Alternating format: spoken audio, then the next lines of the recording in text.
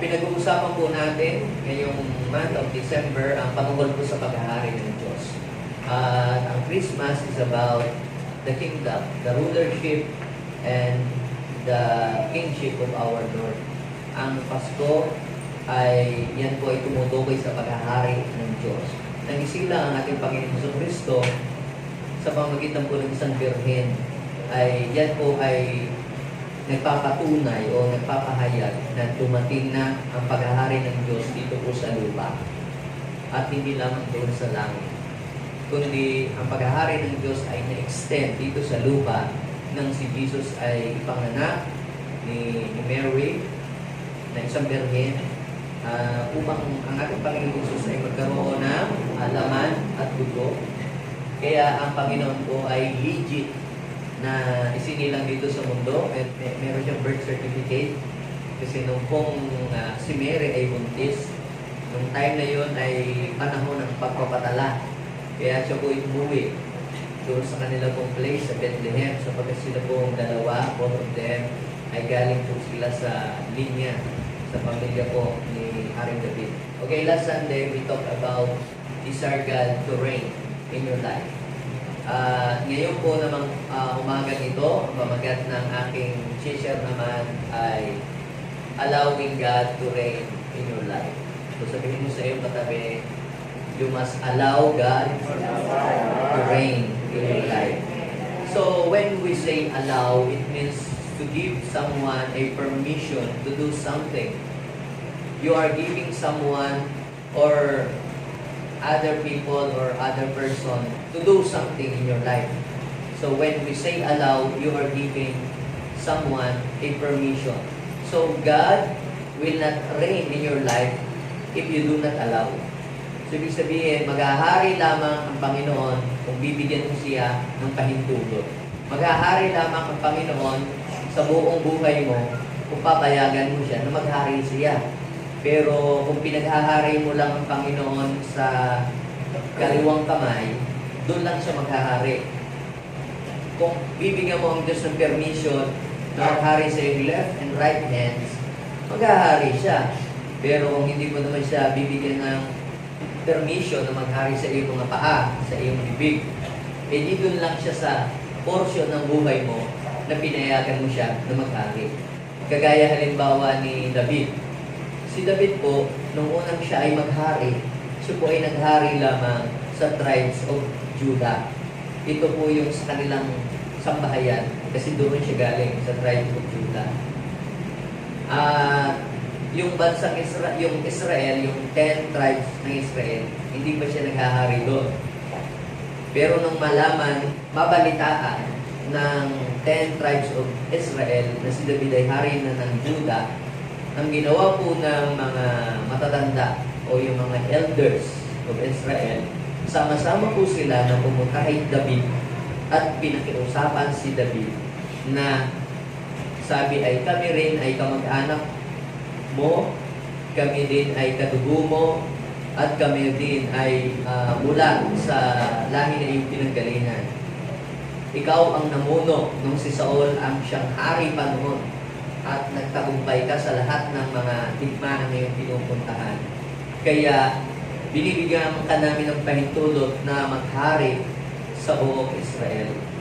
Kaya si David po, mga kapatid, ay naging hari din ng Israel. Dati Juda lamang, pero nasakop na ng kanyang paghahari yung buong Israel kasi binigyan siya ng pahintulot. Now, bakit ko pa nabanggit sa inyo yung story na yon? Dahil sa spiritual ay gayon din. Kung sa ministry mo lamang pinapahintulutan ang Diyos na maghari sa iyong buhay, hindi sa ministry mo lamang siya maghahari. Pero kung hindi mo naman siya pinapahintulutan maghari sa iyong business, o sa iyong trabaho, o sa iyong pag-aaral, eh hindi niya pakikialaman yun. But when you allow God to reign in every part of your life, maghahari siya sa buhay mo. He will take over everything in your life and rule. Okay? Sabi po dito sa Luke chapter 6 verse 20 at saka 21. Basahin natin. Go. Tumingin si Jesus sa mga alagad. Sinong tinignan ni Jesus? Yan. Tanungin mo ang iyong katabi, ikaw ba'y alagad ng Panginoong Jesus? Anong sabi? Hindi pa masyado. Okay, not exactly.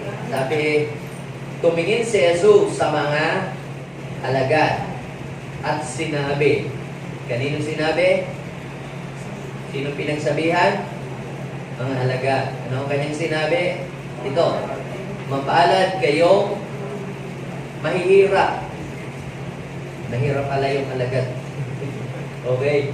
Sapagkat kayo'y paghaharian ng Diyos. Mapalad kayong mga nagugutom ngayon, sapagkat kayo'y bubusugin ng Diyos. Mapalad kayong mga tumatangis ngayon, sapagkat kayo'y bibigyan ng kagalakan. May the Lord bless His word this morning. Kung babasahin niyo po, itong verse na sinulat ko po sa inyo, ay parang lumalabas na minamagnify ni Lord ang kahirapan dahil mapalad daw ang may hirap. Hindi po yun ang point ni Jesus na dapat ay tayo maging mahirap na lamang forever kasi sinabi ni Jesus parang napuri pa yung mahihirap. Dapat natin maintindihan, mga kapatid, na hindi lahat ng mahirap mapalad. Sabihin mo sa iyong katabi, hindi lahat ng mahirap ay mapalad. Actually, pag mahirap ka, sa totoo lang, para bagang ang opportunity ang layo sa iyo. Pag mahirap ka, parang hindi ka napapansin. Pag mahirap ka, ang dami mong hindi magawa. Pag mahirap ka, ang dami mong hindi mapuntahan. Pag mahirap ka, ang dami mong mga bagay na hindi kayang gawin. Pero bakit sinabi ng Panginoon na mapalad yung mga mahihirap? Mapalad kayong mga mahihirap. Kung ikaw ay mahirap at hindi ka alagad ng ating Panginoon Jesus, wala kang hope sa buhay. You are hopeless. Mahirap ka na nga. Tapos hindi ka pa nakakakilala sa Panginoon. Di lalong ang hirap. Diba? Mahirap ka na kasi wala kang pera. Mahirap ka na nga dahil hindi ka nakapagtapos ng pag-aaral. Mahirap ka na nga dahil kapos ka sa buhay. Tapos, hindi ka pa nakakakilala sa Panginoon. Hindi ka pa alagad ng Panginoon. Di lalong sobrang napakahirap ng buhay mo. At yan kung sinasabi ng Panginoong Jesus na yan, hindi tinutukoy ng Panginoon yung lahat ng mahirap. Ang kinakausap diyan ng Panginoon ay sino? Yung mga alagad niya. Kasi yung mga alagad ng Panginoong Jesus na tinawag niya ay talagang mahihirap. Kaya sabihin mo sa iyong katabi, nag-umpisa kami dito, sabihin mo sa iyong katabi, nagsimula kami sa Panginoon. Mahirap din kami.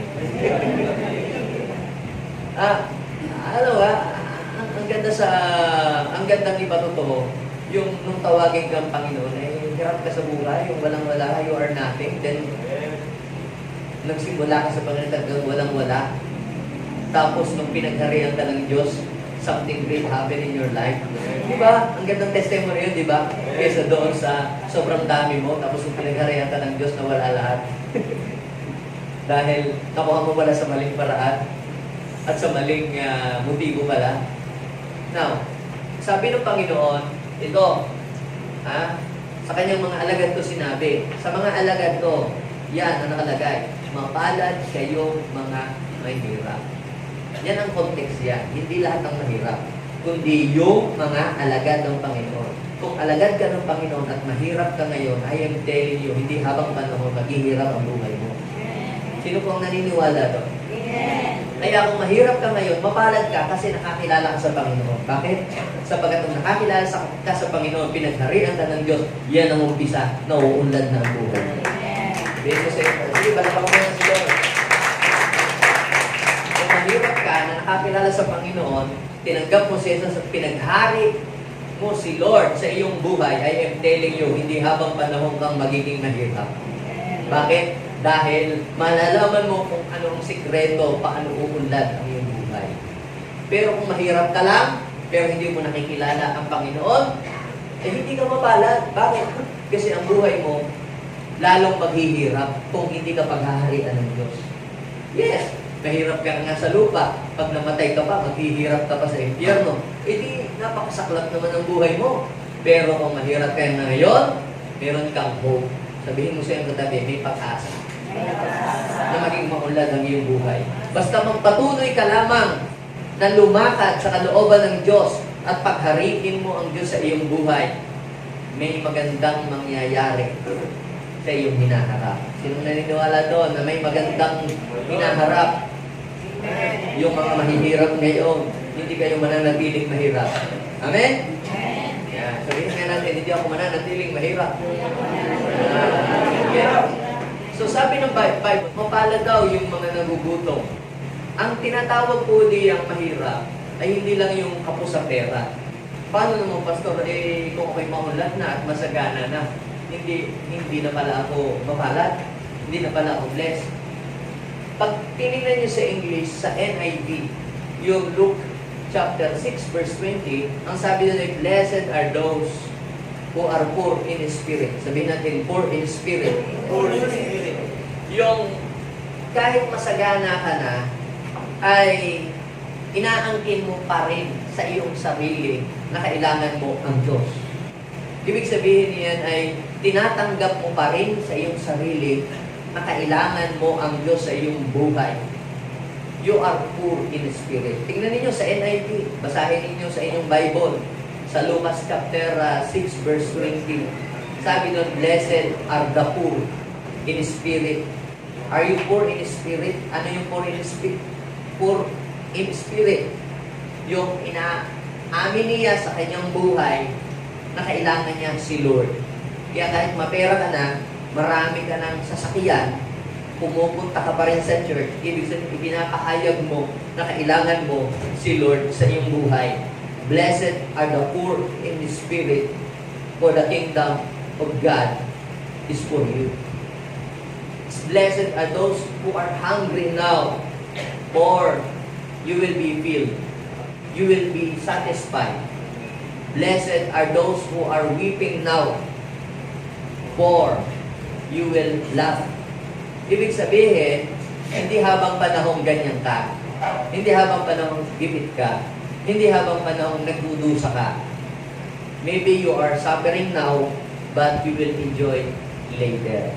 Yung mga taong namumuhay sa kasalanan, they are enjoying now, but I am telling you, they will suffer later in hell.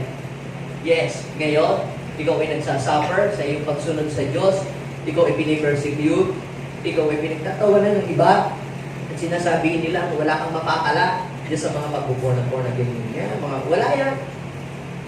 Yes, you are suffering now dahil ikaw ay pinipersecute.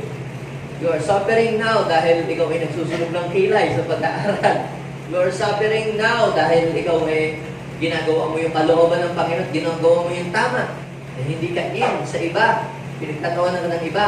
But I am telling you, you will enjoy the fruit of your labor. Amen. You will enjoy the fruit of your obedience to the Lord. Amen. You will enjoy the fruit of your faithfulness in serving the Lord. Amen? Amen. Now, the question is this.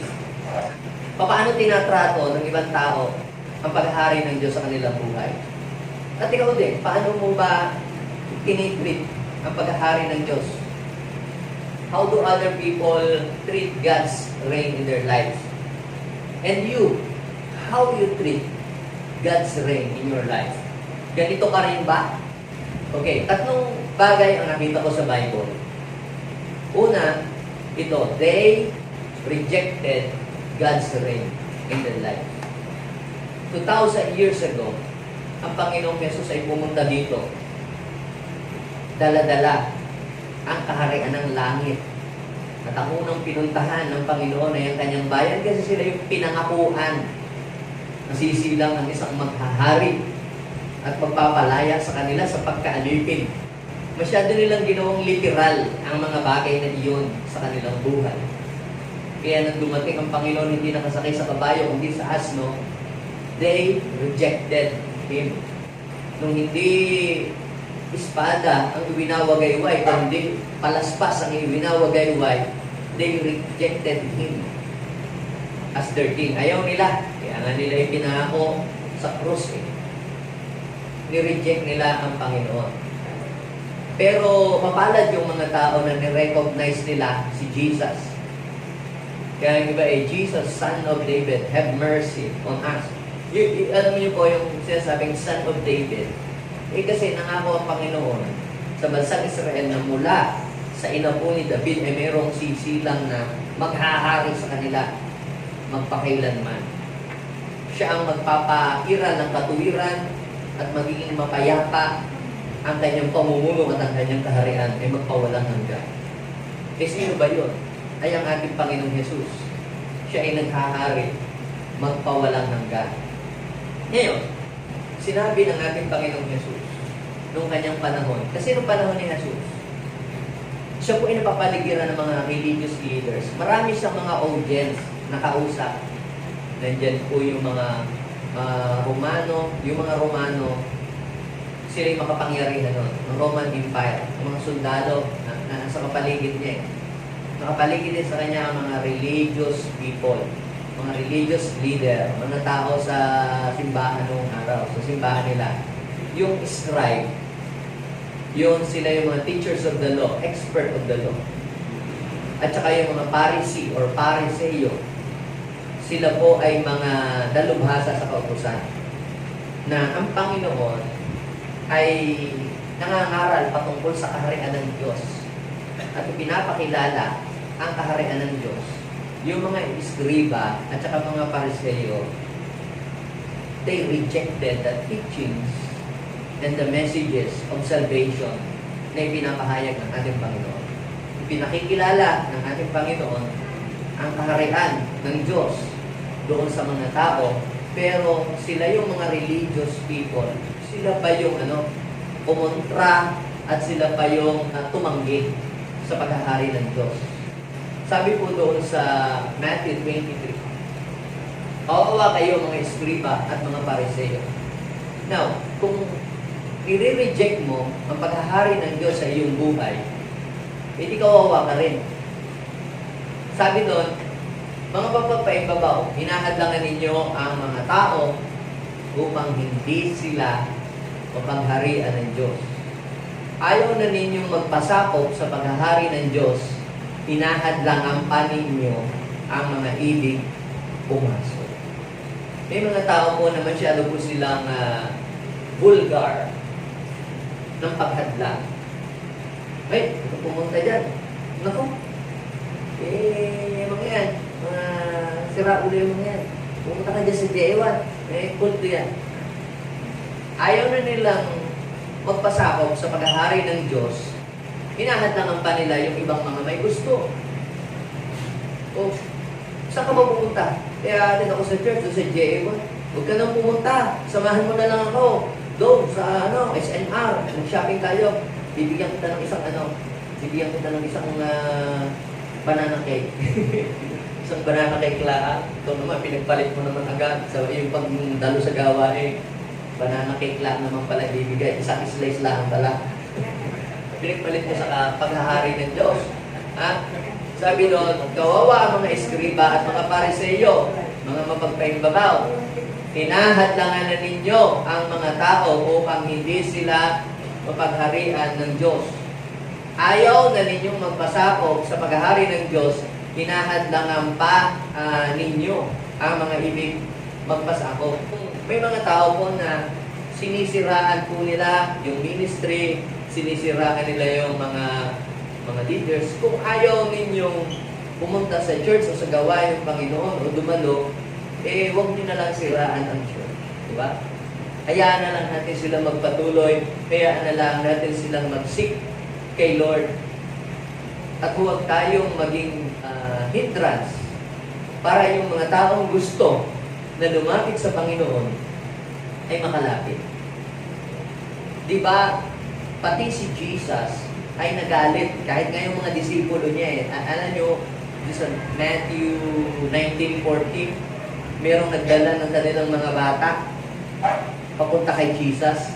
Ang sabi ni Jesus, nagalit siya doon sa mga tao na kapaligid sa kanya kasi hinahadlangan po nila yung mga bata na lumapit sa Panginoon. Kaya sabi ng Panginoon, pabayaan ninyong lumapit sa akin ng mga bata, huwag ninyo silang hadlangan. Mayroon po mga magulang na Nako, galit na galit ang kanila, ang mga magulang. Sa kanilang pupunta, sa church na naman. Punta ka na punta sa church. Pero pagka sa inuman, sa lasingan, pumupunta ka lang mga anak, ay hindi nagagalit. Alam niyo po, mga kapatid, mas matuwa kayo kapag ang inyong pong anak nagpaalam sa inyo, sa church ang punta. Pero i-discern din naman ninyo kung talaga sa church nga ang punta. Daddy, mami, punta kami sa church, may practice daw kami. Tawagan din naman ninyo kanila pinakahil. Baka naman ginagamit lamang para inyong bayagan pumunta sa church, pala na may samol pala naman kung maglalakuan siya. Pero kung sila talaga sa gawain ng Panginoon pupunta, dapat ay maging masaya. Bakit? Kasi sila ay nasasakop ng paghahari ng Diyos. Sila ay nagpapasakop sa paghahari ng Diyos. Kaya sabi ng Bible, kawawa daw po yung mga Pariseo at Eskriba. Kung tayo ay magiging kagaya ng Pariseo at Eskriba, na ayaw na nga natin pumunta sa church, tapos pipigilan pa natin yung mga taong gustong pumunta sa church. Kung ikaw ay tatay at ayaw mo pumunta sa church, huwag mo naman pigilan ang iyong mga anak na pumunta sa church. Amen? Bakit?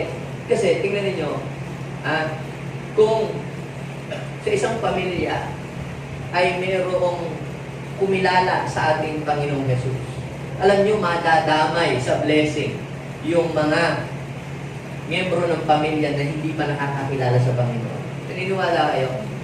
Kung sa ating pamilya, majority of them, hindi pa sila pinaghaharian ng Diyos, at merong isa doon, maaaring ikaw, sabihin mo sa iyong katabi, baka ikaw yun, pinaghaharian ng Diyos. Madadamay sa pabor, madadamay sa blessing, madadamay sa mga pagpapala ng Diyos, yung mga tao sa inyong tahanan na hindi pa pinaghaharian ng Diyos. Di ba ang sabi ng Bible sa aklat ng Acts chapter 16 verse 30 and 31, manampalataya ka sa Panginoong Jesus at maliligtas ka, ikaw at ang iyong sambahayan. Bakit?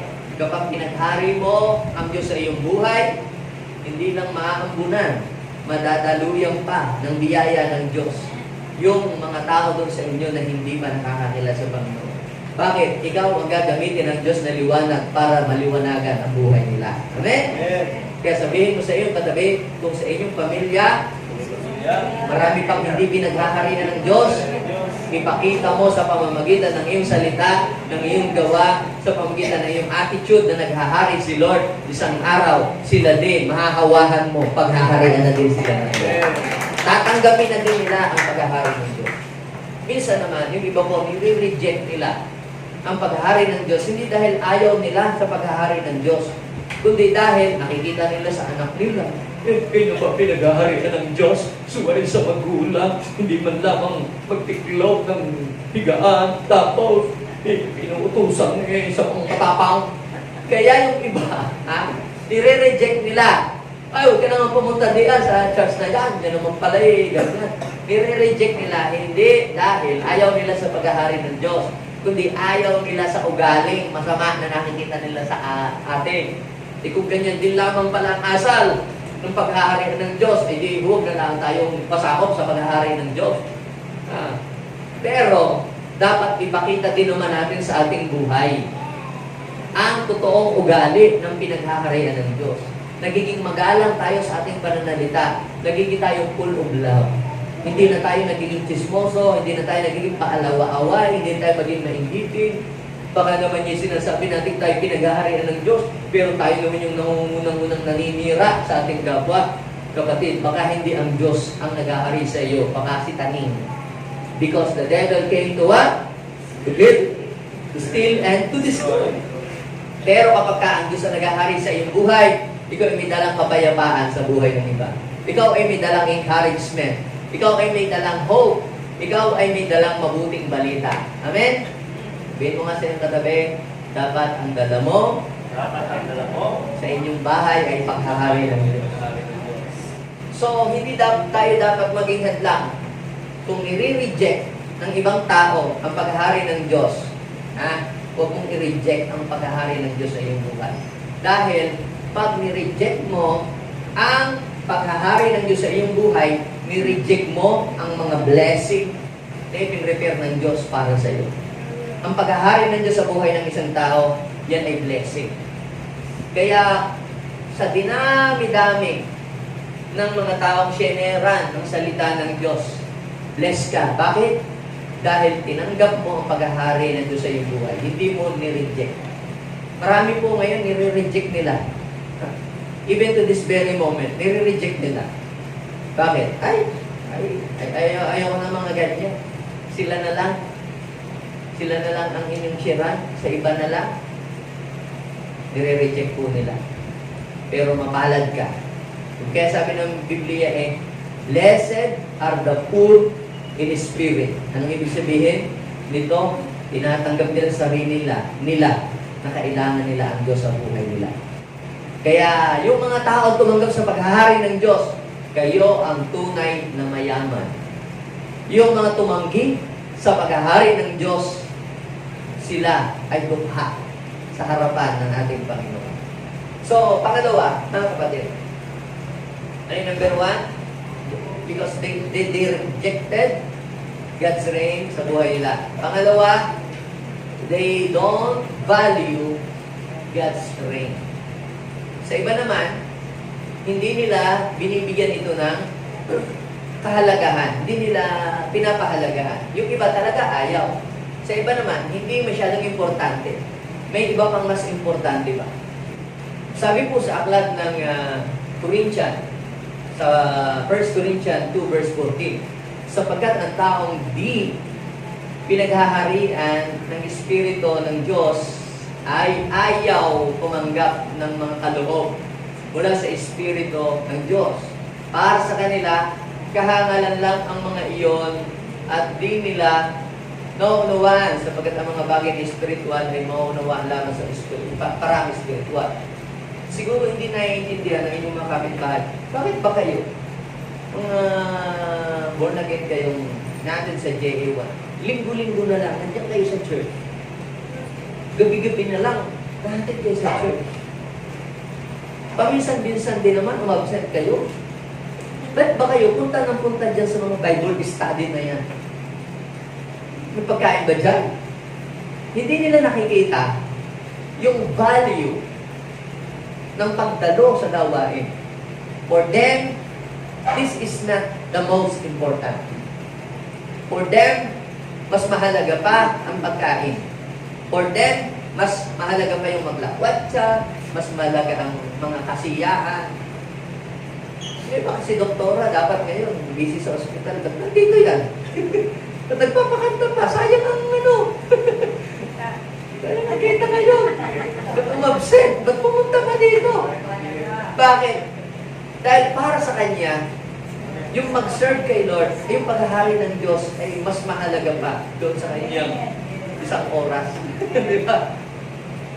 Kita niyo, sabi nga ni David, better is one day in your court, in your presence.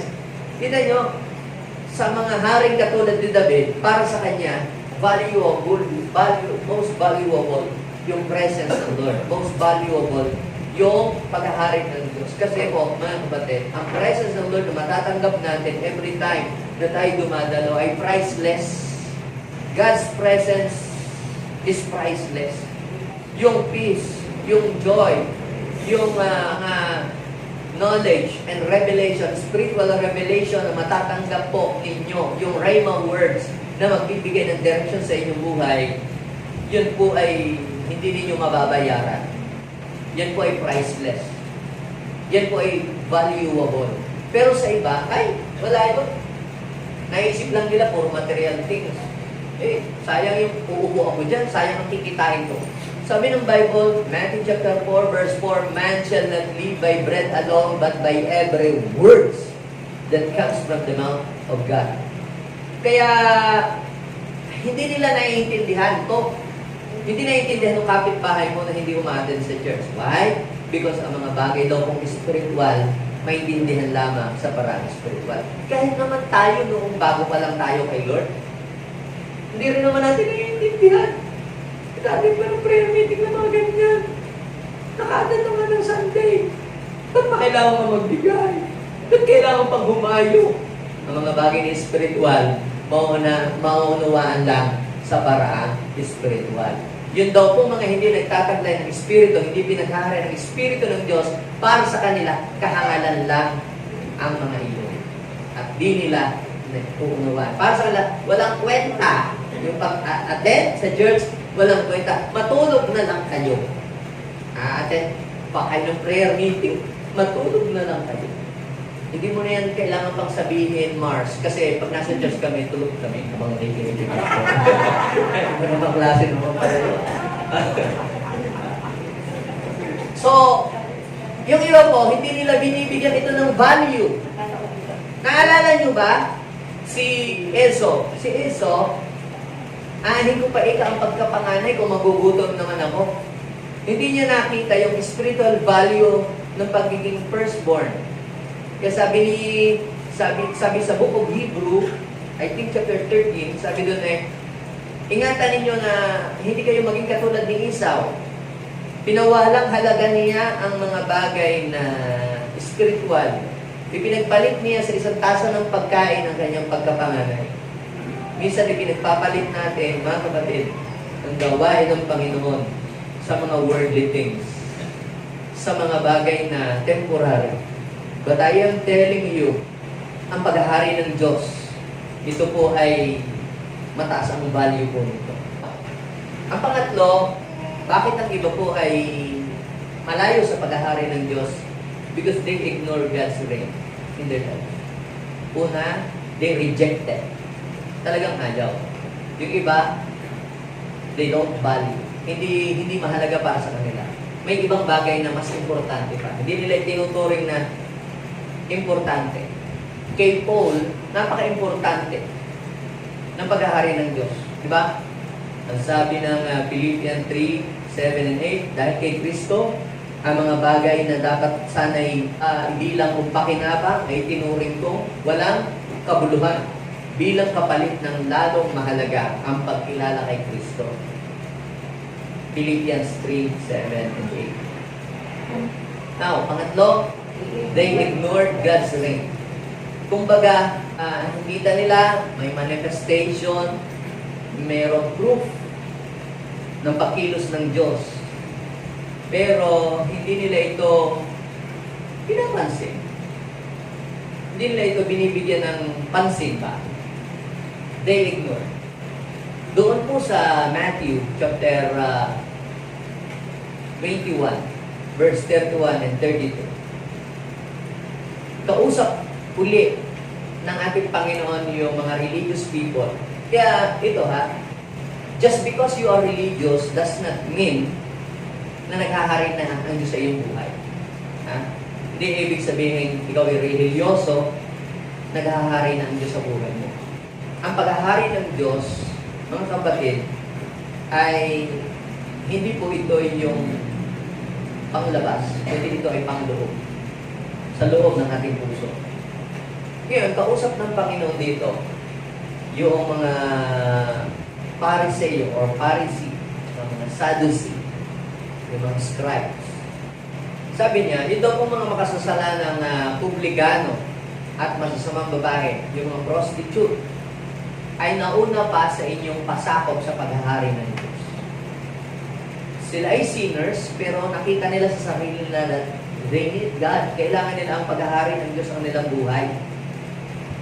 Ang sabi po ay, naparito daw po si John. Si John po ay 6 months ang tanda, ang edad na nauna kay Jesus. Okay? So pagkataparito si John or si Juan at ipinakilala ang matuwid na pamumuhay, John preached about righteousness. At hindi ninyo siya pinaniwalaan. People did not believe on him. Hindi sila naniwala. Okay?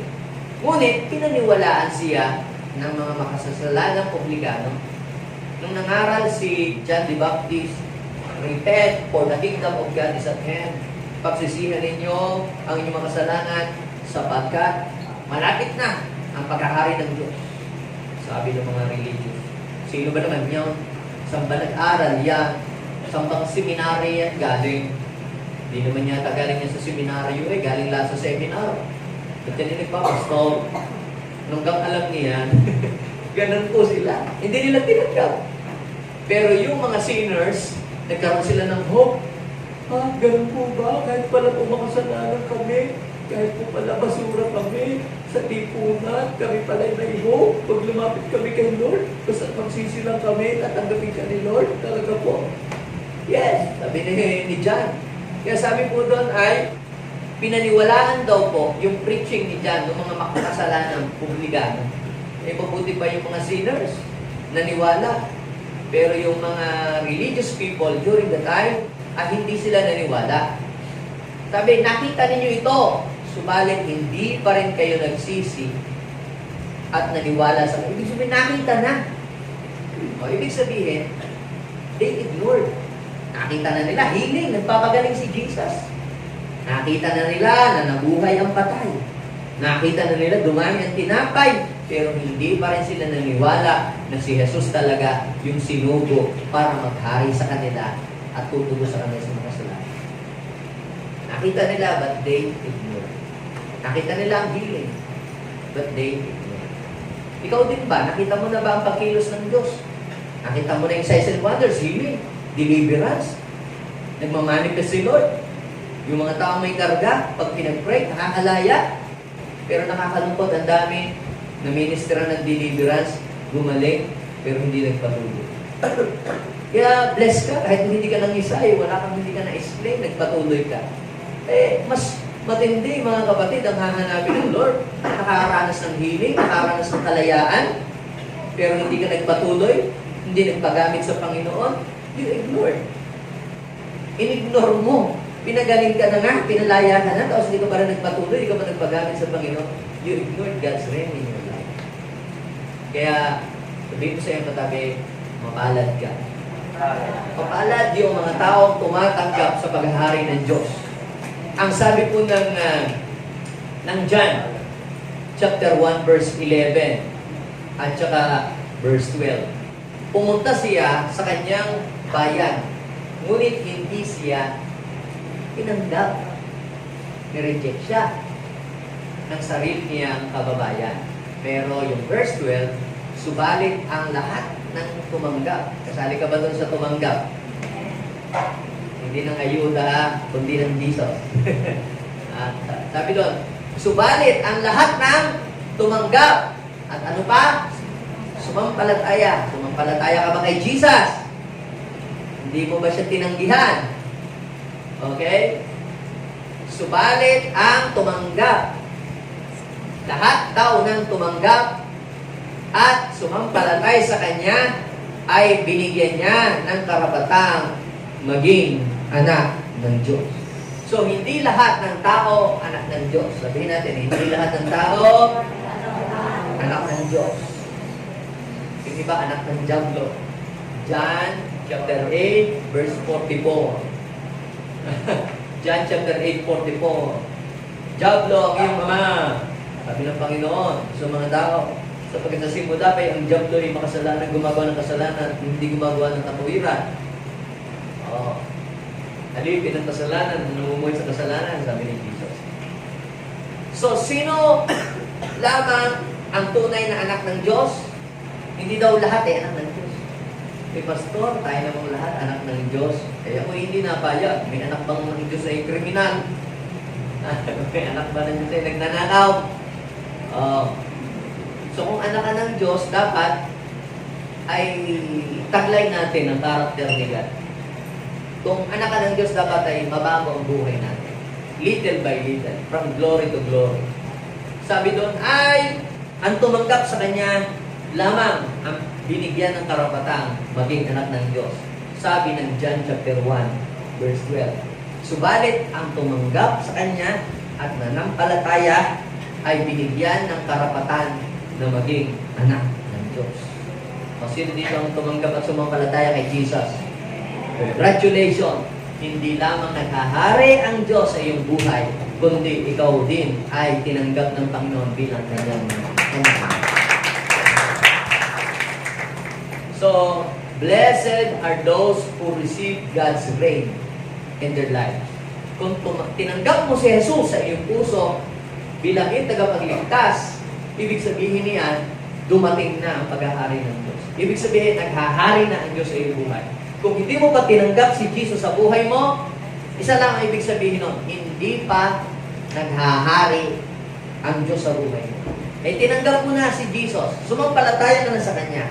Ibig sabihin yan, nagsisimula na maghari ang Panginoon sa iyong buhay. Now, what are the advantages of being ruled by God? Ano po ba ang kahigitan? Ano ba ang kagandahan sa buhay ng isang tao na ang Diyos ang siyang naghahari sa kanya? So, I will share to you 3 important things. Number 1, you will be guided in the right direction. Kita nyo, yung mga bansa, na kasi kapag hari, siya yung namumuno. Pag may isang bansa na mayroong hari, yung hari ang namumuno. Ngayon, kapag evil, yung hari o nag-rule sa isang bansa, ang pangit ng direksyon ng bansa ngayon. Yun. Kahit sa mga namuno sa bansa o natin o sa ibang mga bansa, kita nyo, kagaya halimbawa nung pamumuno ni Hitler, kaya ang daming namatay. So ano pong ibig ko sabihin? Kung sino ang namumuno sa isang bansa at kung anong klase ng tao yung namumuno, yung pagiging worst nito at pagiging maganda at pagiging peaceful ay nakasalalay kung sino yung namumuno sa kanya. Eh ngayon, ikaw, kung ang Diyos ang naghahari sa iyong buhay, tiyak na magiging maganda ang kalalabasan ng iyong buhay. You will be guided in the right direction. Naniniwala ba kayo na kapag pinaghaharian ka ng Diyos, hindi ka dadalahin ng Panginoon sa kapahamakan? Hindi ka dadalahin ng Diyos sa kasamaan. Amen. Yes, akala natin, minsan pagka may hinihingi tayo, hindi nagpe-pray kay Lord, tapos pinagpe-pray ka kay Lord, tapos hindi ibinigay ng Lord yung ipinagpe-pray mo, tampong-tampo ka sa Kanya. Si Lord naman, hindi ibinigay yung pinihingi ko, nag-pray na nga ako, nag-fasting pa, tapos hindi ibinigay. Tinuring pa naman kitang hari ng aming buhay. Tapos, hindi mo ko tinulungan. You know why? Sapagkat alam ng Diyos yung mas higit na makakabuti para sa iyo. Meron kang hinihingi, pero hindi ibinigay. Bakit? God knows your future, pero hindi mo nakikita. Ang sabi ng Proverbs 14 verse 12, may daang matuwid sa paningin ng tao, pero masama pala ang dulo nito. Akala natin sa ating, kasi nakikita lang natin to, yung front lang. Hindi natin nakikita yung future, nakikita lang natin yung now. Eh si Lord, hindi lang yung now, nakikita ni Lord yung future. Parang kami noon, we are praying, we are doing our best. We gathered lahat ng mga papers para makapag-loan kami sa bank. Kasi gusto namin magkabahay. May deklarasyon nga kami, Lord, sa pitong lipat bahay na namin. Eh, nagkaroon nga ng opportunity nga yun. So, aming naisip, maglo-loan kami sa bangko. Ako siguro, bayad na namin ng 30 years. Kami maghuhulog. Lahat ng ginawa namin, pagluhod, pagpasting, pagbiyak kay Lord. Pero hindi na-aproban ang aming paglo-loan. Ito ninyo? Eh, dahil ang Diyos pala ay kapag naghari sa ating buhay, and when you allow Him, alam ng Diyos kung ano yung makakabuti at mas maganda para sa atin. Alam niyo po, dahil hindi na-aproban, nag-provide si Lord. Within a year, bayad. Nakakatulog ako ng mahimbing kasi wala akong utang. Eh kung na-aproban yun, naku, Panginoon, uugod-ugod na ako, hindi ko pa bayad. Kaya sabihin mo sa iyong katabi, when you allow God to reign in your life, you will be guided in the right direction. Yes, sige, palapakan ninyo po ang Panginoon. Palapakan natin. Bakit? Kasi minsan, nakala natin yun, may hinihingi tayo, sana ito, ganito, Lord. Eh Lord, pag ito, nag-materialize to, nakutulong kami sa gawain, ganito, ganyan. Yes, maganda yung tayo ay nagpaplano, pero just trust in the Lord. Mas maganda pa rin yung plano ng Lord. Yung bang may plano tayo, kung hindi umokay, maganda pa rin yung plano ng Lord. Mas perfect yung plano ng Lord. Hindi ka dapat ma-distract o pag-asa o magtampo kay Lord. Basta, hinayaan mo ang Diyos ang maghari. Yes, nagpaplano tayo. Kung hindi mag-materialize yun, mas maganda yung plano ng Diyos, yun ang mangyayari. Ganun po dapat. Amen? Subok na natin ang Lord. Yung atin, plan B yun. Pero yung plan A, yun ang mas maganda. Mas maganda ang plano ng Lord. Nag-pray ka, hindi kayo nagkatuluyan, may mas maganda ang plano ng Diyos. Ganun yun. You will be guided. Ilalayo ka ng Diyos sa kapahamakan. Ilalayo ka ng Diyos sa mga mabibigat na mga problema at sa mga mabibigat na mga alalahanin sa buhay. Kita mo, sabi ko, Lord, napakabuti mo nga. Iniisip-isip ko yun. Kasi sa una, iniisip ko, parang madali yan. Pero iniisip-isip ko, sabi ko, 30 years akong magsasuffer. Pero kaya mo pala naman na gawin. Ay, mas maganda, mas perfect ang iyong plano. I-guide ka pa. Paano ba tayo gina-guide ng Lord sa tamang direksyon? Ano niyo? Naalala niyo po ba si Balaam? Nabasa niyo po ba yung story ni Balaam? Balaam. Si Balaam po ay isang propeta na hindi ko alam kung propeta yun ni Yahweh. Parang espiritista yata yun. Hindi naman siya talaga kabilang sa bayan ng Israel. Pero siya nakakapanguna. May nakita siyang video. Ngayon, pinuntahan po siya ng isang hari na ang pangalan si Balaam. Kasi lahat ng kanyang sinasabi nagkakatotoo. Lahat ng dinideclare niya, nangyayari. Kaya ginawa ni King Balak. Nagsubo siya ng mga tauhan para puntahan si Balaam. Bibigyan daw po ng kayamanan at maraming pera. Sumpain lang niya ang bansang Israel. I-curse lang niya at bibigyan siya ng maraming pera. Pera na. Uy, naku. Wow. Bibigyan pa ng sasakyan. Ang kanyang bahay po punuin ng kayamanan. Wala, di siya nagkakandara pa. Pera na yan. Tatakbo siya. Sumakay sa kanyang asno. Pero, nakita ng Lord na ang kanyang pupuntahan ay sa ikakapahamak niya at ikakasama. Alam niyo po ang ginawa ni Lord? Nagpalitaw ng anghel para harangan yung kanyang daan. Kaya doon ang kanyang punta, kapahamakan, hinarangan ni Lord. Kaya yung asno, nagle-left turn, nagra-right turn, ayaw dumiretso. Pero siya, hibang, madaliw, parang gano'n, obsesya masyado sa makayamanan. Yung asno po, gusto niyang isave. Kaya lumuhod na yung asno. Pinalo niya ng pinalo. Alam niyo po, ginawa ni Lord, pinagsalita na yung asno. Ba't mo pa ako pinapalo? Kasi gusto ko kang patayin. Bakit? Tagal mo na akong kasama, di naman ko naman ginagawa sa iyo yan ano niyo po sabi? Ginagayad na siya ng Lord, ayaw siyang mapahamak. Alam niyo, di ba, minsan may mga gusto-gusto tayong gawin, may mga gusto-gusto tayong puntahan, tapos hindi natutuloy. Biglang umuulan. Biglang nasisira yung sasakyan, kaya hindi natutuloy. Alam niyo po mga kapatid, merong magandang plano ang Diyos. Kung hindi man matuloy yung plano natin, lagi natin sabihin, mas maganda yung plano ng Diyos. Hindi na direct lang tayo. Minsan ginagamit ng Lord yung mga circumstances para i-direct tayo ng Diyos sa mga tamang tao, sa tamang negosyo, sa tamang church, tamang gawain, sa tamang lugar. Alam niyo, naalala ko si Pastor Pong. Minsan, yung pangit na bagay, nagiging blessing din sa ating buhay.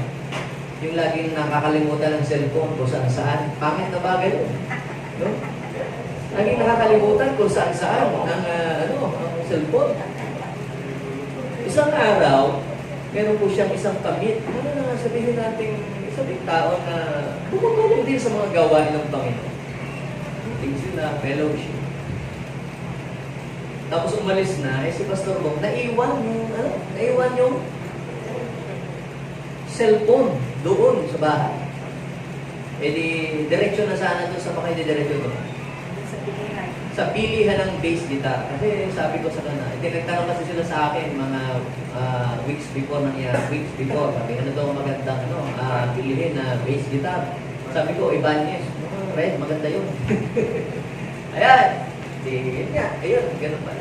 Tapos, pagkatapos sa kanilang meeting, diretso na siya doon sa, nag-alisa na, yung mga kasamahan din niya.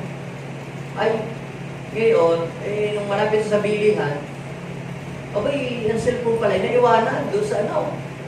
Hindi binalikan. Ay, pagbalik sabi, bakit ka kayo'y, ang daling bumalik? Naiwanan po ang cellphone. Sa bahay pupunta. Bibili po sana kami ng ng bass guitar para po sa chef po namin, diyan sa Manawa. Ay, talaga. Meron kami diyan gitara. Tingnan mo nga kung okay yun. Baka pwede. Aba. Nung buksan, Ibanez nga kulay pula. Hallelujah! Ay siya! Inyunari! Ayun. Nagkaroon siya ng bass guitar. Nakalibre ang kanya 10,000. Ikaw. Palakuran natin si Lord. Now, what is the point? Minsan, inaalaw ng Lord yung circumstances to direct us into the right blessing. Diba? Kita mo yung simpleng nakalimutan yung cellphone.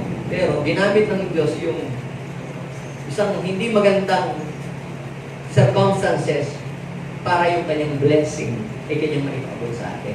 Ang tawag doon, directed and guided by the Lord. Palapakan natin ang gift. So when you allow God to reign in your life, you will be directed and guided by Him. Basahin natin yung Isaiah 30 verse 20 and 21. Kung ipahintulot man niya na kayo'y magkasakit o magdanas ng hirap.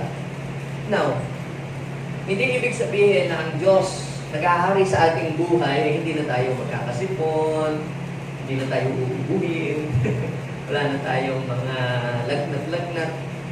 Tayo bilang tao na mayroong dugo at laman, na wala pa tayong glorified body. Kasi tayo po bibigyan ng Diyos ng glorified body, pero hindi pa ibibigay yun pag nasa langit na tayo. Yung hindi na nagkakasakit, hindi na nagugutom, hindi na napapagod. Pero tayo, bilang tao na nakatira pa dito sa mundo, hindi po tayo, hindi tayo exempted. Kaya dapat iingatan natin ating sarili at aalagaan natin ng maayos. Because our body is the temple of the Holy Spirit. At parurusahan niya ang magsira ng templo at yun ay ikaw ang templo ng Diyos.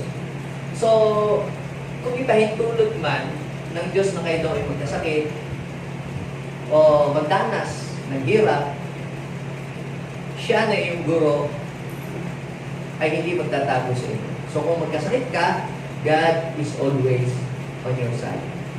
At sabi dito, saan man kayo pumaling o pumunta, saan man kayo punta, north, south, east, west, mag-business, mamamasyal, or whatever, saan man kayo pumunta, gumawi, kaliwa man, kanan, maririnig ninyo ang kanyang tinig na nagsasabing, ito ang daan, o ito kayo dumaan.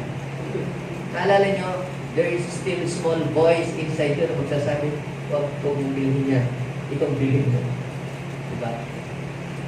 Para bang may magbubulong sa iyo. Dapat ay ma-discern mo ang bulong ng Diyos sa iyong puso. Paano ba ma-discern yung voice ni God? Bibigyan ko po kayo ng simple way to discern the voice of God. Pag halimbawa, gumising kayo, nagising kayo. At biglang may dumating sa inyong kaisipan na ang sarap ng corned beef ngayong umaga at saka sinanga at saka itlog na prito. Kaninong boses yun? Boses mo yun, ikaw lang yun. Yung pwede, sabi ni Lord, ang iulam ko daw ngayon ay corned beef at itlog na prito. Ikaw yun. Boses mo yun, nakala mo sino. Ngayon naman, pag sinabi naman, huwag kang pumunta sa church. Huwag kang umattend sa church, mamasyal ka naman. Ganyan. Huwag kang umattend ng prayer meeting. Kaninong boses yun? That is the voice of the devil. Si Lord, hindi kanya pipigilan na tumalo sa kanyang gawain. Don't give tithes. Don't give to the Lord. Yan ay devil. Any impression or conviction na contradict sa sinasabi ng Bible, that is of the devil. Either ikaw yun o yung devil. Sabi ni Lord, magsuot daw ako ng puti ngayon. Ano, ang dami ngayon, ganun ang sabi ni Lord. Sabi ni Lord, sila lang yun. Ha? Huwag yung gamitin ang salita ni Lord. Ikaw lang yun. Ha? Ang demonyo, laging ang kanyang mensahe, yung sumuway ka sa salita ng Diyos. Kapag ang dating ng impression sa iyo on core conviction ay susuwayin mo ang salita ng Diyos, lalabagin mo ang scripture, that is the devil. Pero kung ang sinasabi sa iyong puso at ibinubulong sa iyo ay to obey the scripture, kaya dapat alam mo ang scripture nabasa mo ang salita ng Diyos. Kaya alam mo agad si Lord yun. Alam mo kung ikaw yun, ikaw lang yun. Alam mo kung si Satan yun. At alam mo din kung si Lord yung nagsasalita na mangusap sa iyo. Kaya advantage, yung alam mo dapat ang Bible. Kaya para pag may dumating sa impression, discern mo agad, halata mo agad kung ang Diyos ano mangusap sa iyo. Kaya sabi, saan man kayo pumaling, sa kaliwa o sa kanan, maririnig ninyo ang kanyang tinig at sasabihin niya, ito ang daan, dito kayo lumakas. Nag-guide ka ni Lord. I-impress sa iyo ng Lord yung bagay na dapat mong gawin. Okay. Pangalawa, na advantage ng pinaghaharian ng Diyos, your life is in good hands. Metro ba? Parang metro ba? Ano?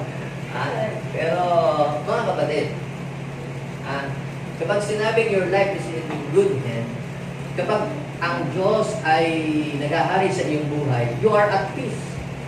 Dahil alam mo that God will never leave you nor forsake you. Iingatan Kanya. Naalala niyo po ba nang si Jesus po ay namamangka? Nagkaroon po ng storm. Yung mga alagad nagpapanik, pero si Jesus po ay masarap at mahimbing ang tulog. Kapag alam mo na ang Diyos ay naghahari sa iyo, kasi pag pinaghaharian ka ng Diyos, anumang nangyayari sa iyong paligid, anumang storm ang dumating sa iyong buhay, hindi ka nangangamba at hindi ka nag-aalala because you know that you are in good hands. Awa ka ng Panginoon at hindi ka niya mababayaan. Ikaw ay kanyang ipagtatanggol, ikaw ay kanyang puprotektahan, ikaw ay kanyang tutulungan. Kung ikaw ay nagigipit, nandyan ang mga angel na aalalay at magbabantay sa iyo. Yung mga tao po na hindi pinaghaharian ng Diyos, lagi po silang natatakot at lagi po silang nababalisa. Puro takot po sila. Puro fear ang naghahari po sa kanila. Pero pag pinaghaharian ka ng Diyos, mawawala ang takot sa iyong puso at magkakaroon ka ng kapayapaan. Kayo po ba ay may kapayapaan sa buhay? Pag kayo po ay puro struggle and fear and worry siya, baka po kung naghahari man sa inyong buhay si Lord, baka sa kamay nyo lang, hindi sa inyong isip. Baka sa paan nyo lang. O baka sa t-shirt nyo lang naghahari si Lord kasi may nakalagay, Jesus the Anointed One, King of King, Lord of Lord. Baka sa damit mo lang naghahari si Lord kasi nakatatak yung verse. Pero dapat hindi doon. Dapat hindi sa damit mo lang maghari si Lord.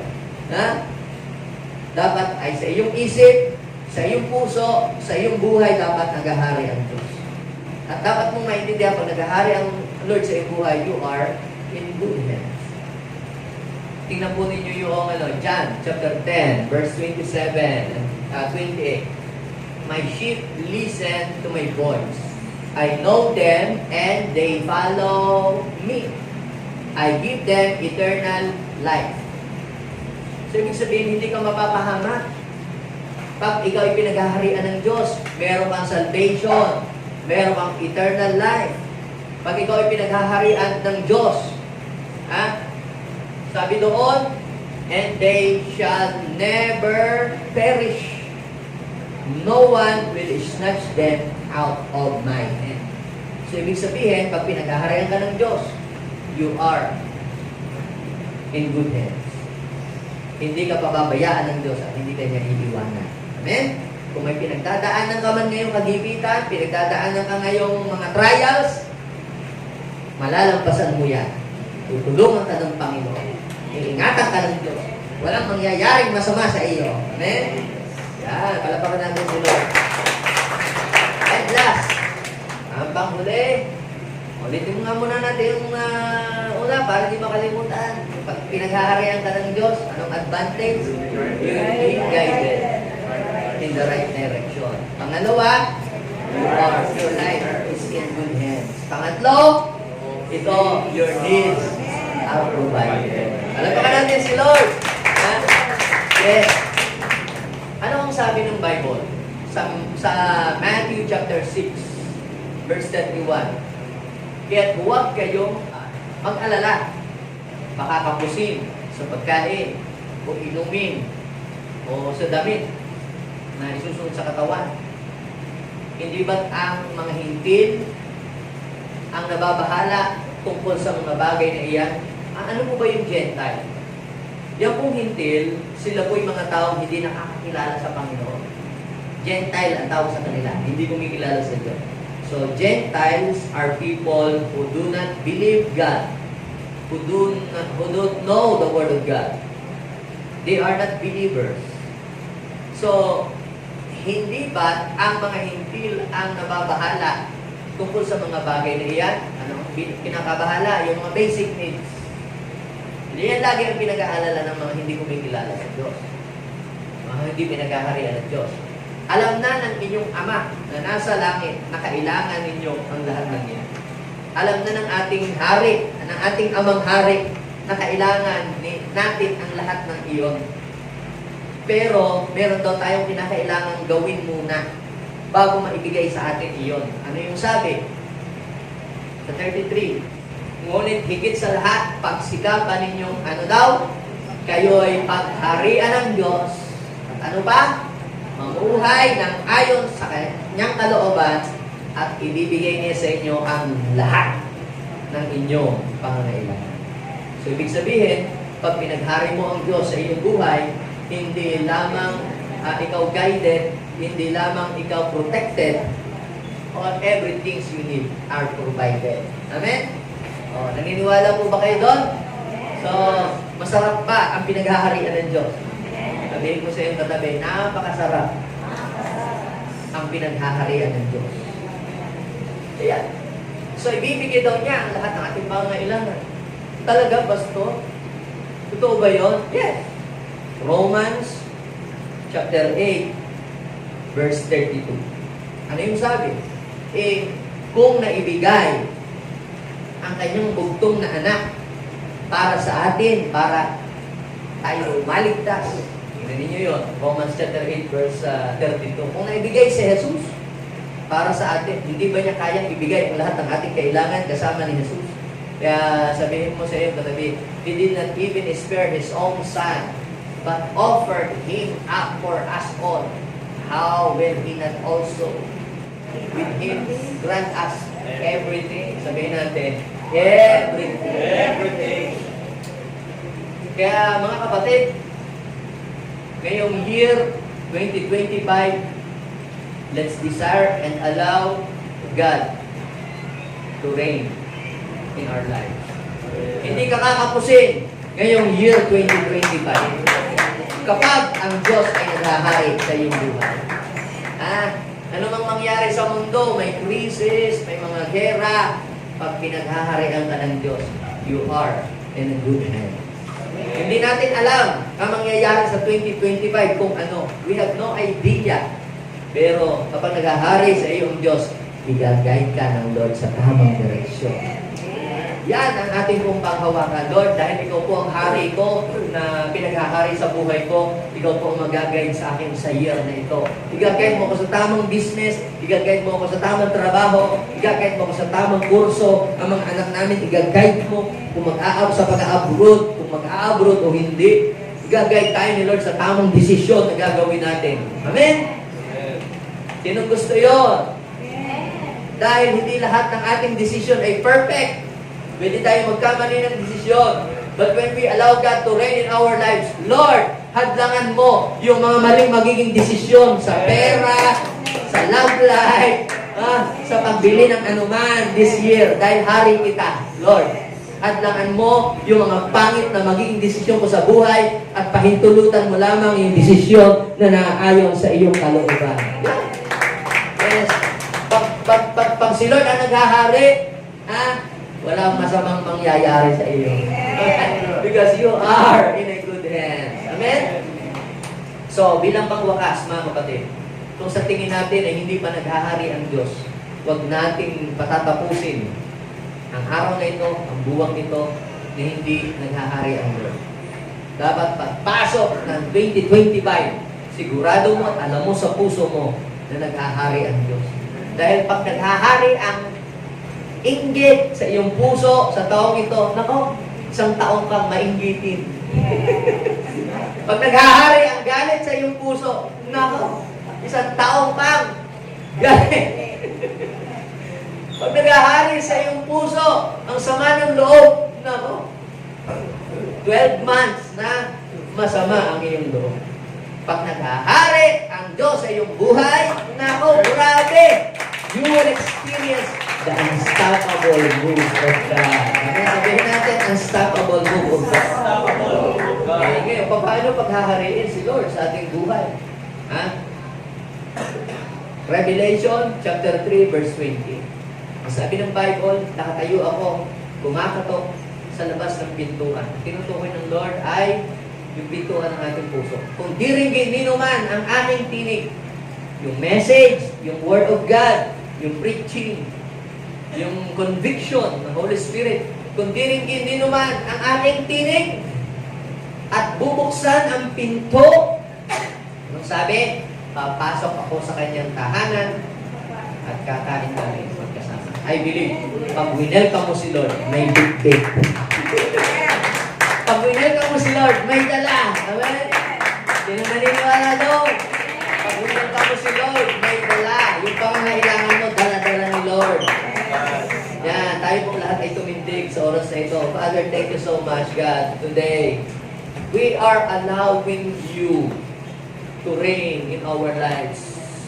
Ibinibigay namin sa iyo ang trono, ikaw ang umupo, at kami, Panginoon o Diyos, ay hahakbang ayon sa iyong guidance, ayon sa iyong command and instruction sa aming buhay.